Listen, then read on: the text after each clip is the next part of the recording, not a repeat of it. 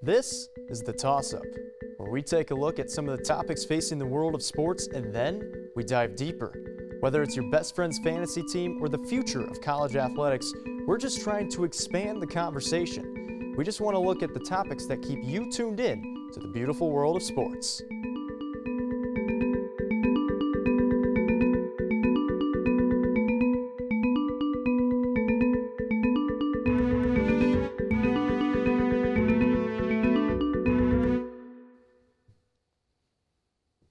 I've been a lifelong fan. Well, that's a strong sentiment.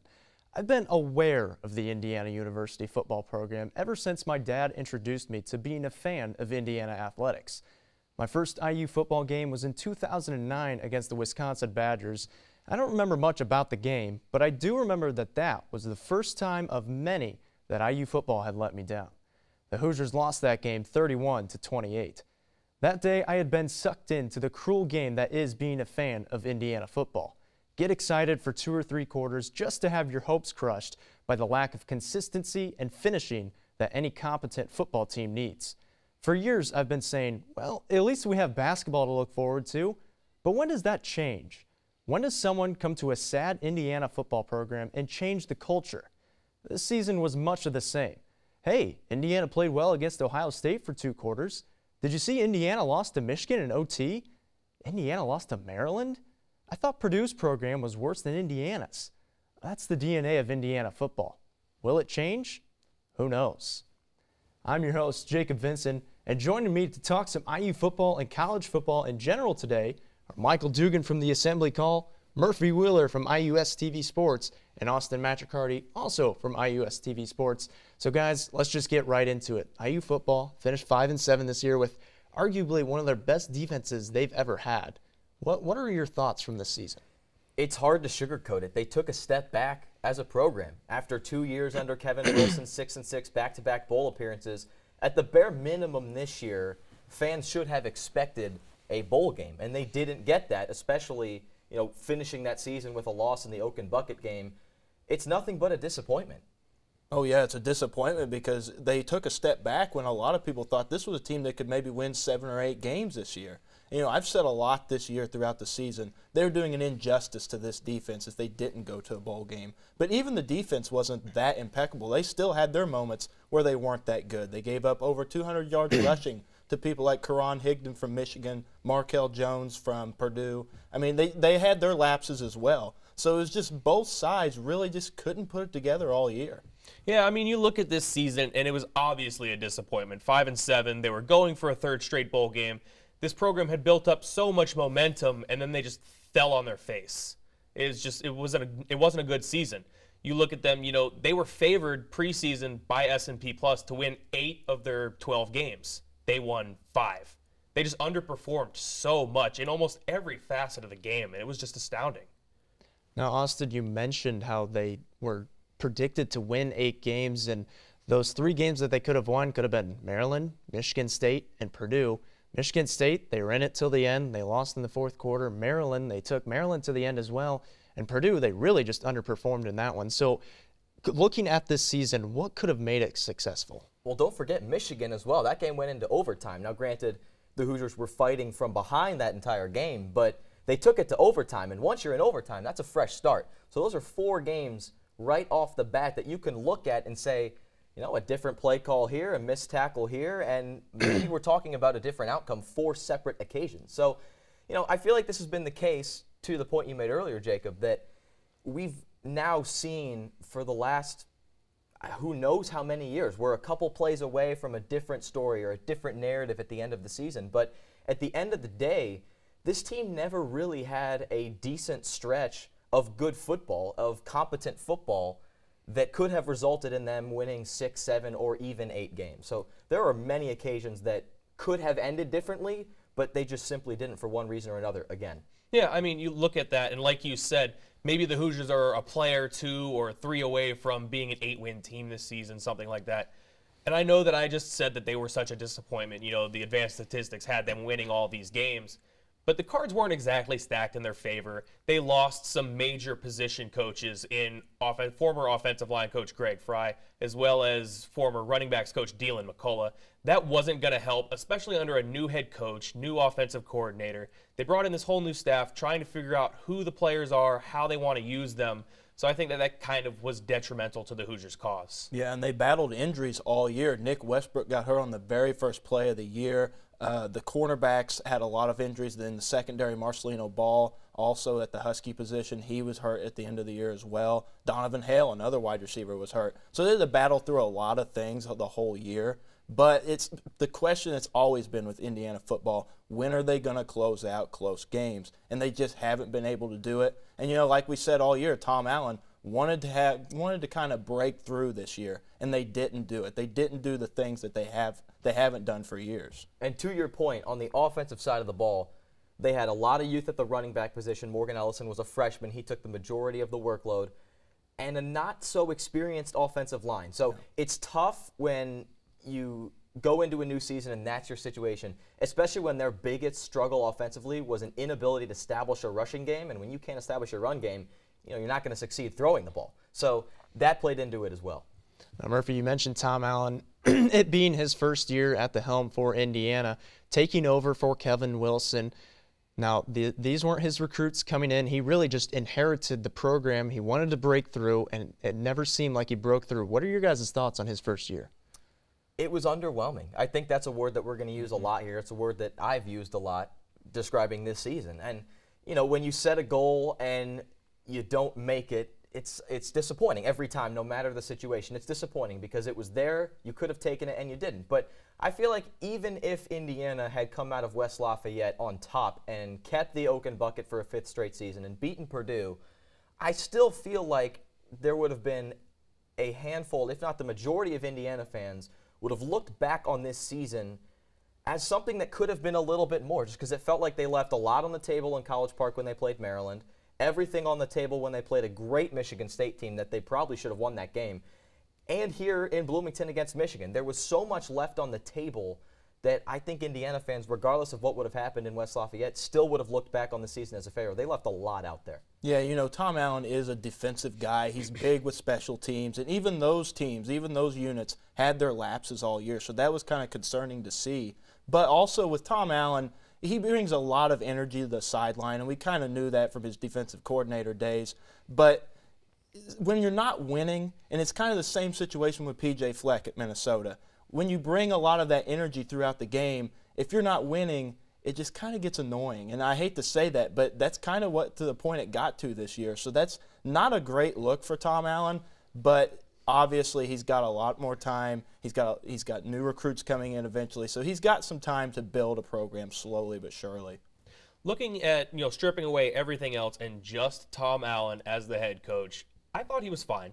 It wasn't a bad season for him as a head coach. Was he a little conservative at sometimes on the big calls? Maybe. It was also his first year as a head coach. In recruiting, even in-season recruiting, his staff did a pretty good job. I feel like they're bringing in a guy in Reese Taylor who could be special. They're bringing in a guy in Ronnie Walker who's the best recruit Indiana's gotten probably in the last decade. So I think that, they're making strides as a staff. I think maybe the one big thing you could knock Tom Allen for is one of the very first decisions that he made in bringing offensive coordinator Mike DeBoard along with him to Bloomington. So, maybe that's the one big fault in his entire season, his first season as a head coach. But other than that, I can't really knock him for anything. Now, we'll get to DeBoard, but I want to stick with Tom Allen just for a little bit. He had the 5-7 season, a little underwhelming, like you mentioned, Michael, but going forward, what kind of a time frame do you give him to become successful at a program like Indiana? And if it doesn't happen in the next few years, does he get the boot? Well, yeah, if he can't break through, if you give him a couple seasons, then you have to let him go and you have to part ways. But to be fair, you can't judge a coach based off their first year, especially the situation he inherited. No one expected him to take over for Kevin Wilson last December, a year ago. That completely came out of nowhere. These are not his recruits. It's not his team. He got thrown into the fire here. So you have to give new coaches in every scenario, no matter the situation, you have to give them a couple years of buffer before you make some judgments. And Austin, I agree with the point you made. He was fine this year. Were there some mistakes? Yes, this is his first year as a head coach at the major college football level. So there are going to be mistakes, but you at this point, that first year is out the window. Learn from your mistakes and show progress this season, or else there are going to be people that are going to be prematurely calling for your head, but there will be something that, a point that they are making in that, that could stem to a bigger problem down the road. So you have to, at this point, after your first year, learn from your mistakes and grow, or else there's going to be some consequences. I like that original point you made of really last year when Kevin Wilson was fired, no one really expected him to take over at first. So this hiring was almost a little experimental for this athletic department. This is a former high school football coach. He hasn't had a lot of experience at the college level, especially as a head coach. So, you didn't really know what exactly he would bring to the table as a head coach. But he, like we said earlier, he's had some success with recruiting this year. He's going to bring in some talented players that the IU program hasn't seen in a few years now. And I think, like you said, you have to give him a few years, 2 or 3, maybe even 4 years, before we actually see what he can do. I think it's kind of funny that you guys were saying that, nobody really expected Tom Allen to be the head coach. And while I guess like the broad consensus was that he wasn't going to replace Kevin Wilson. I actually, as soon as I saw that Kevin Wilson had resigned, been fired, whatever, my mind instantly, I was like, oh, Tom Allen's going to be the head coach. Just because there was that buzz around him. He's one of the best assistants in the country. I knew that maybe Indiana wouldn't be looking to, make a big splash and spend all this money on football. So I thought that Tom Allen was a logical hire in those regards. But looking at how long of a leash Tom Allen should have, give him 3-4 years, in my opinion, just because Indiana's never really been a super successful football program. So it's going to take a while to build up to being successful, especially over a sustained period of time. Now, we can talk about the board. I don't want to stay on it too long.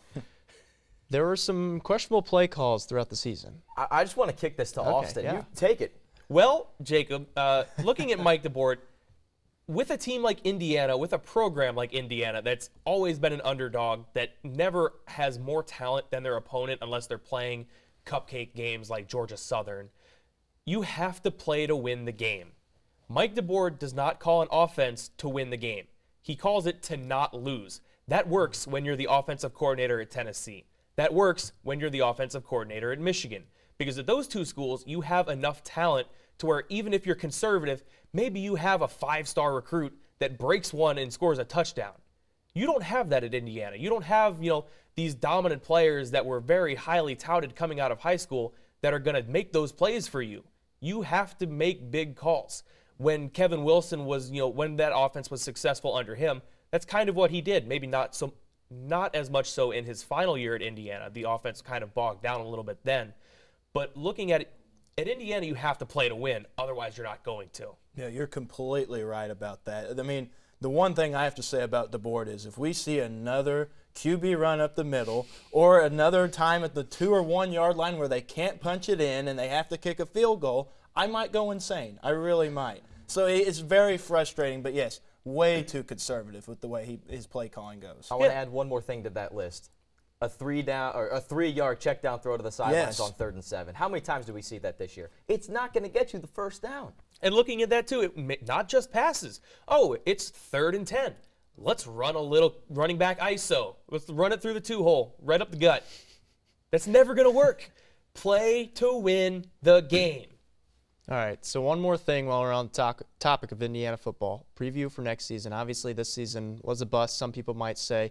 They're losing a lot defensively. They're keeping quite a bit offensively. What do you expect for next season? Well, yeah, they're returning a lot of their offensive line. Peyton Ramsey coming back. Nick Tronti's going to be eligible. That quarterback that's got a lot of hype with the Mr. Football in the state of Florida. That's a very, very prestigious award. Guys like Dante Culpepper, Tim Tebow, Derrick Henry, they might ring a bell. Those guys have won that award as well. 2 of them won the Heisman. So this guy's coming in with some buzz. I'm not expecting him to win the Heisman or anything, but there's certainly some buzz, and it's justified there.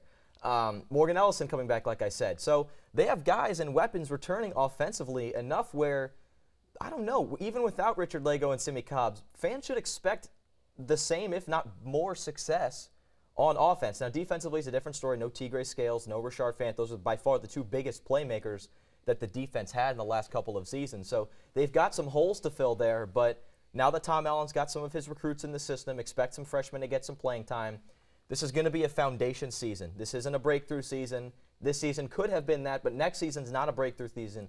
I'm looking at it as more of a foundation season and something where I can look at a couple of different aspects of this team and say, look, here's a couple of things that I believe strongly in going down the road, and here are a couple of guys that are for sure going to make an impact to the next season or two under Tom Allen. Yeah, offensively, I think they're going to get a lot better, actually. I think no matter who really plays at quarterback, if it's Tronte, Ramsey, whoever it is, their offensive line is going to get better just because they're getting older, and their running game's going to improve because of that. They have a great wide receiving corp right now. They're going to have a lot of people back. Nick Westbrook, a lot of people forget about him. He was hurt all year. He'll be back. Donovan Hale will be back from injury. Taysir Mack, all these guys will be back.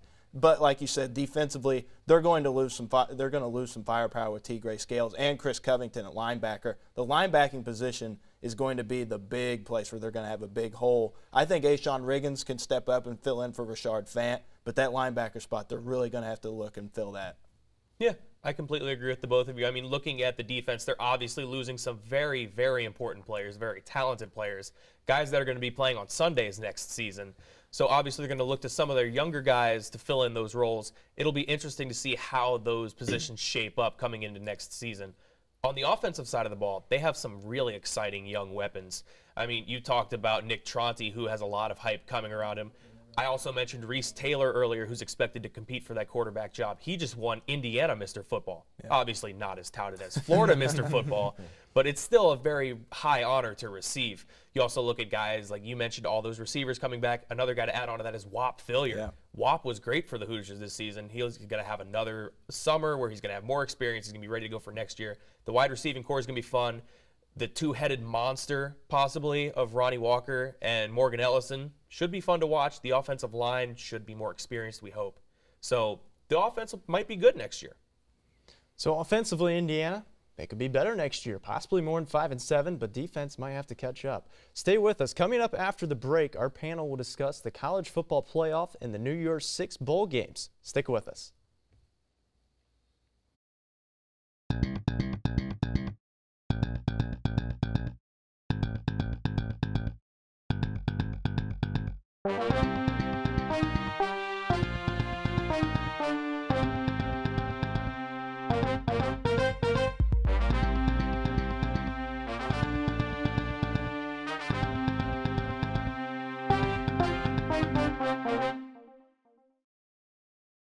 The toss-up.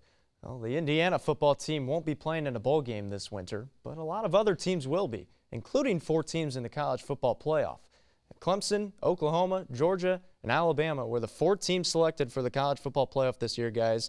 Now, there was some controversy between Alabama and Ohio State. What are your thoughts on those 4 teams?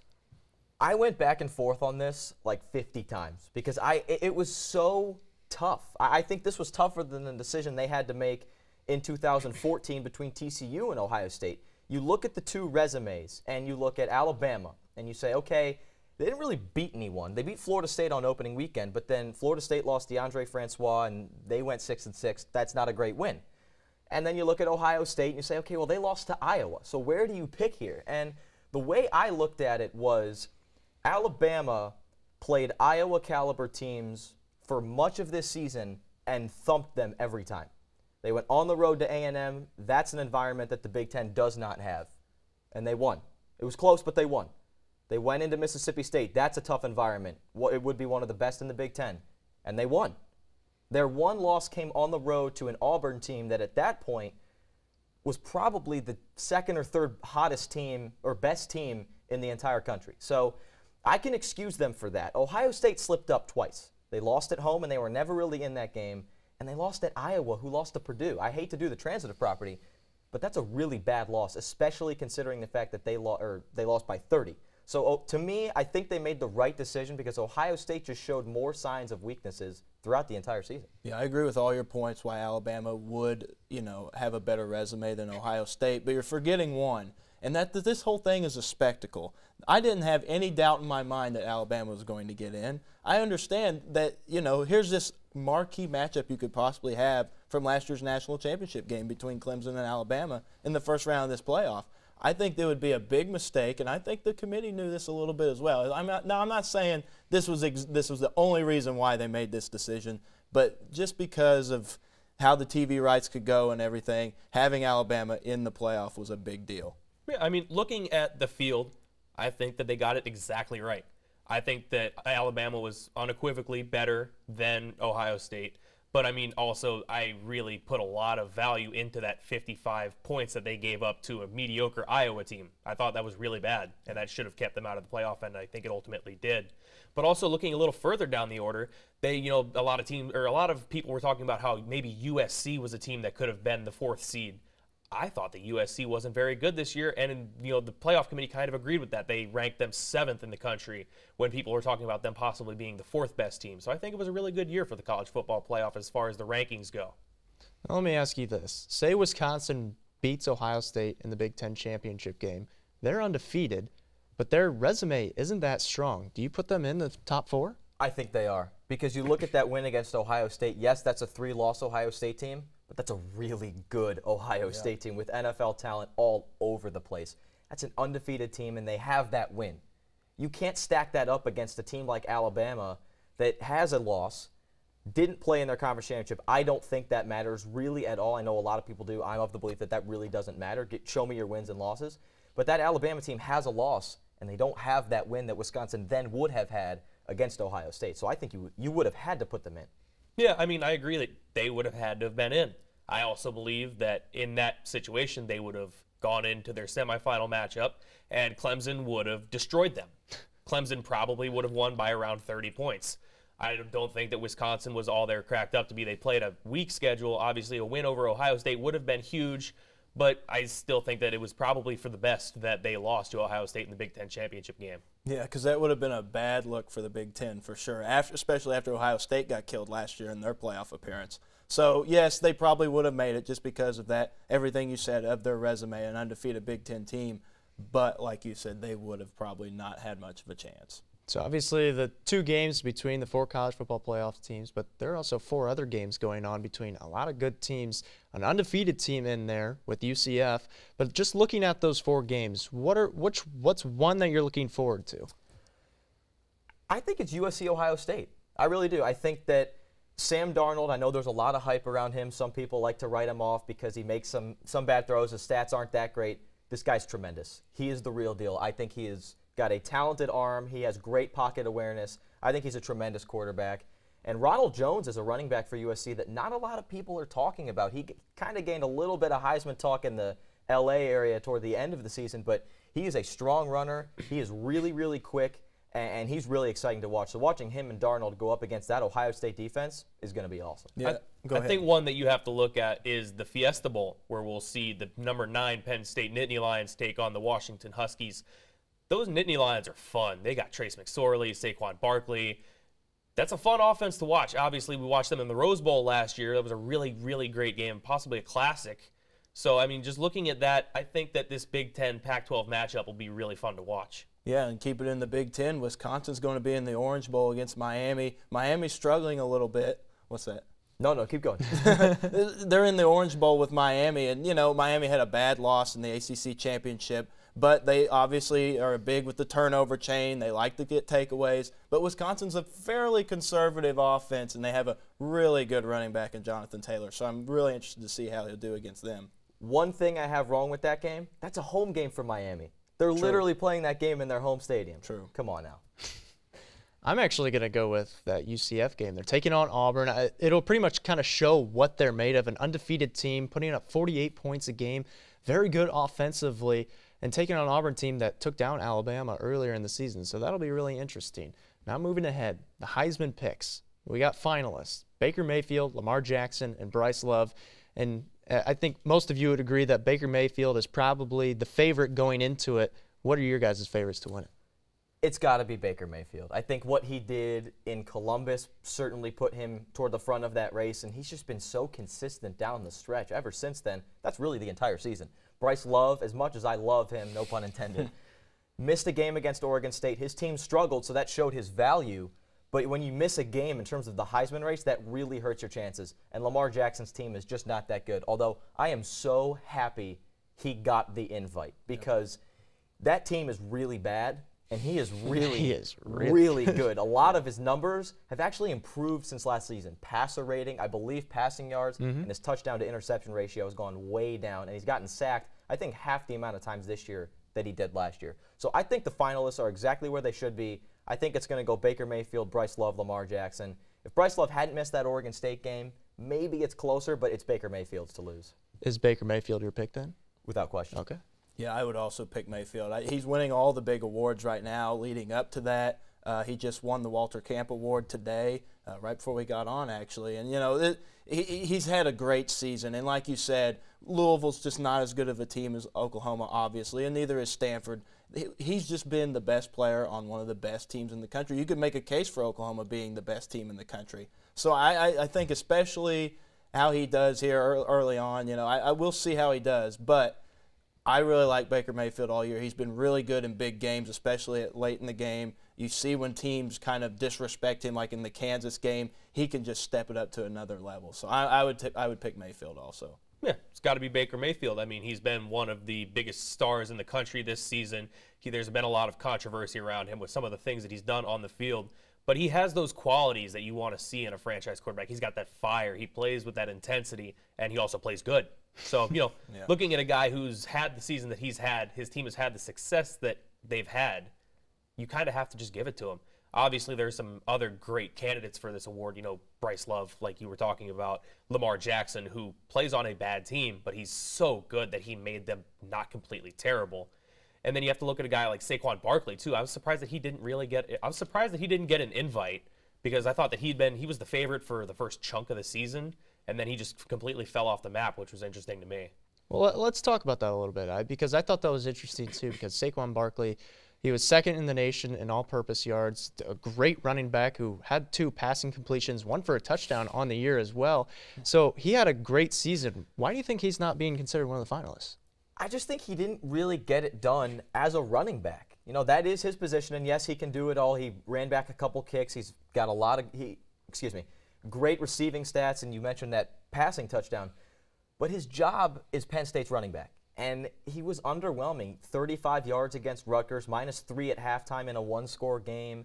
Wasn't great on the ground against Indiana. Wasn't great on the ground against Ohio State. You know, these big games that they played, Indiana not their biggest game, but these big games that they played and then a couple other ones, he just was underwhelming as a running back. So I think that's the reason he got snubbed. Yeah, he was vulnerable at times. You could see that, especially as a running back. He was vulnerable, and, you know, he didn't play as well down the stretch as they probably wanted him to play either. So I think that really hurt his case as well. And he just didn't play as good as Bryce Love did. He just really didn't, especially down the stretch. He just did not get it done. Yeah, you hit the nail right on the head, Michael. Yeah, he disappeared for a few games. You look at Indiana, they had to throw in that, you know, that trick play where he threw that touchdown. They had to manufacture a Heisman moment to make sure that game was still relevant, even though Penn State was obviously going to win that game. So, you know, I think that's kind of why, you know, he maybe didn't get the invite, even though he had a great season. Well, we've talked some Indiana football, some college football. Do you guys have any final thoughts? I'm so excited for this playoff. I think they got the 4 teams right. And I don't know who's going to win those 2 games. I mean, it's a complete toss-up. So I had pun intended. Pun 100% intended. But you look at Clemson, I think as a team is very similar to Auburn, but just a little bit better. That's bad news if you're an Alabama fan. And Georgia is just so good defensively from top to bottom that Oklahoma, Baker Mayfield, and that tremendous offensive line is going to have their hands full. So these are going to be 2 very close games. Alabama's not going to score 40 on Clemson like they did last year in the national championship. These are going to be 2 very close games. I cannot wait to see how they shape up. Yeah, I'm interested to see, you know, the playoff as well. But going back to Indiana, next year I'm really excited to see where that team, you know, kind of transgresses to the next year. We'll see how they do. Obviously, I think they'll get better offensively. Really excited to see what their wide receivers do next year. Defensively, we'll see how they can handle losing a lot of their best players. And I think if they end up doing better, maybe even having a better record than what they went this year, I think it's a great coaching job by Tom Allen. So we'll see how he bounces back next year. Yeah, my thing is also going to be the development of the Hoosier offense, because right now they've got some fun young pieces that should, you know, put butts in seats. But they also have an offensive coordinator who runs an offense that's so gosh darn boring.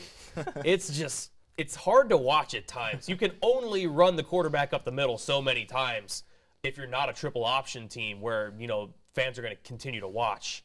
So, maybe it'll be interesting to see if Indiana decides to maybe move away from Mike DeBoer, maybe bring in a fresh young face, even if it's, just promoting somebody from within like Grant Hurd or Nick Sheridan. It'll be interesting to see who is calling the plays for Indiana next year.